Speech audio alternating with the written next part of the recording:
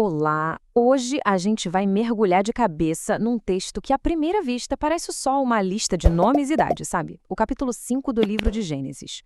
Mas vamos descobrir que por trás dessa simplicidade toda tem uma narrativa e tanto. A pergunta que vai guiar nossa análise é exatamente essa. Será que uma genealogia, uma simples lista de nomes, pode de fato contar uma história? Uma história com começo, meio, tensão e até esperança? A resposta, olha, pode surpreender. Nossa fonte, então, é Gênesis capítulo 5. O próprio texto se apresenta como o livro da descendência de Adão. E o que ele faz é traçar uma linhagem bem direta ao longo de 10 gerações, partindo do primeiro homem. Ok, vamos entrar nisso de verdade. Conforme a gente vai lendo, um padrão muito claro, muito repetitivo começa a saltar aos olhos. Já começando com o próprio Adão. É uma espécie de fórmula que dita o ritmo de todo o capítulo. A estrutura é quase matemática e se repete para quase todo mundo. Funciona assim, ó. Primeiro, a pessoa vive um número X de anos e tem um filho. Segundo, ela vive mais um tanto de anos e nesse tempo tem outros filhos e filhas. Terceiro, o texto informa a idade total e, por fim, a conclusão, que é sempre a mesma. E morreu. E aqui a gente vê na prática como esse padrão é implacável. Adão, depois Sete, depois Enós, a fórmula vai se repetindo, criando um ritmo constante, quase sombrio, de vida seguida pela certeza da morte.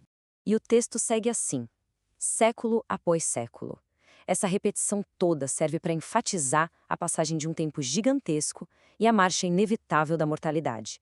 Cainã, Malaliel, Jared, um atrás do outro, todos seguindo o mesmíssimo ciclo. E aqui a gente para pensar na escala dessas vidas, né?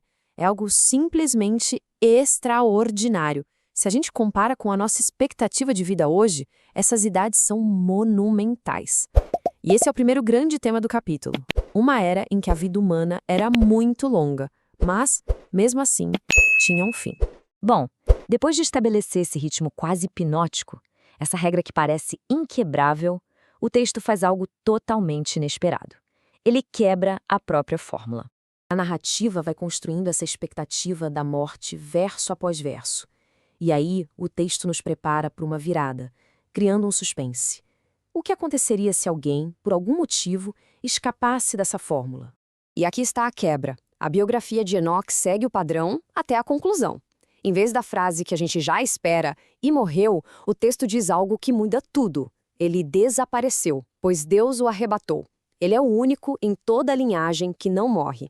Então, o ponto crucial é esse contraste gritante. A frase "depois morreu" é a regra de ferro do capítulo. A história de Enoque simplesmente quebra essa regra, destacando ele como alguém profundamente diferente. E de quebra, introduzindo a ideia de que a morte talvez não seja um único final possível. Depois dessa interrupção chocante, o padrão de vida e morte volta. Mas ainda tem mais um personagem que vai surgir para adicionar um novo elemento nessa história toda. E esse elemento é a esperança. Primeiro, a gente conhece Matusalém, o filho de Enoque. Ele vive 969 anos, a pessoa mais velha registrada na Bíblia. Mas apesar dessa vida extraordinariamente longa, nem ele escapa da fórmula. O texto sobre ele termina com "depois morreu". Aí vem o filho de Matusalém, Lameque. A história dele também segue o padrão de vida e morte. Só que diferente de todos os outros antes dele, Lameque diz algo único, algo profético sobre seu filho na hora em que ele nasce. Ele dá o nome de Noé ao menino e diz que este nos trará uma consolação. É a primeira vez que o nascimento de alguém é conectado a um propósito tão específico. O nome Noé já nasce ligado a uma promessa de alívio e de esperança para a humanidade. Então, o que tudo isso quer dizer no final das contas? Que esse capítulo não é só uma lista. Na verdade, ele funciona como uma ponte narrativa super importante que conecta a história da criação a um dos eventos mais dramáticos que virão a seguir. A função principal do capítulo fica claríssima aqui. Ele serve para conectar um homem, Adão, o começo de tudo, diretamente a outra figura central, Noé, que vai ser o protagonista da próxima grande narrativa bíblica. Resumindo, a lista se transformou numa história com um significado muito profundo. Ela estabelece uma linhagem, define a morte como uma realidade universal, Dá uma pequena pista de transcendência com Enoque e, finalmente, aponta todas as luzes para Noé como a figura do futuro.